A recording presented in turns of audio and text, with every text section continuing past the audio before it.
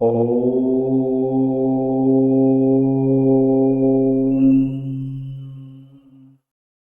ఓం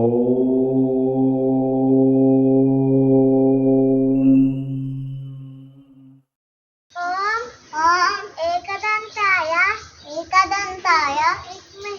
విద్మహి వక్రతుండాయ ధీమహి తన్నో దంతి ప్రచోదయాత్ గురు బ్రహ్మ గురుర్విష్ణు గురుర్దేవో మహేశ్వరః గురుర్ సాక్షాత్ పరబ్రహ్మ తస్మై శ్రీ గురవే నమః.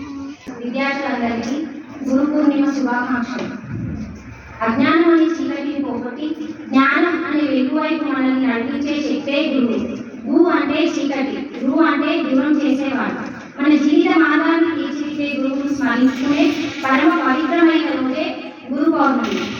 అయితే ఈ రోజు ప్రాముఖ్యత ఏమిటి, మనం ఈ రోజే గురువులను ఎందుకు స్మరించుకోవాలి అనే ప్రశ్న ప్రతి ఒక్కరిలో వస్తుంది. గురు పౌర్ణమి అనేది ఆషాఢ శుద్ధ పౌర్ణమి గురు పౌర్ణమి లేదా వ్యాస పౌర్ణమి అంటారు. ఎందుకంటే హిందూ ధర్మానికి మూల స్తంభాలైన 4 వేదాలను విభజించి మనకు మహాభారతం, అష్టాదశ పురాణాలను అందించిన శ్రీ జగద్గురు వేదవ్యాస మహర్షి జన్మించిన రోజు ఇది.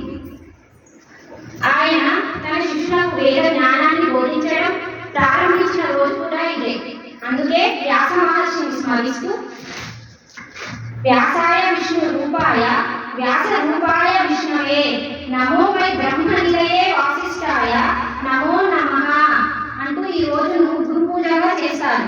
మనకు అక్షరాలను నేర్పిన గురువుల నుండి జీవిత సత్యాలను బోధించిన ఆధ్యాత్మిక గురువులందరినీ తలుచుకోవాలి. కేవలం చదువు చెప్పే వారే కాదు, మనల్ని మంచి మార్గంలో నడిపించే తల్లిదండ్రులు కూడా మనకు మొదటి గురువులు. ఇది గురు పౌర్ణమి యొక్క విశిష్టత. ధన్యవాదాలు.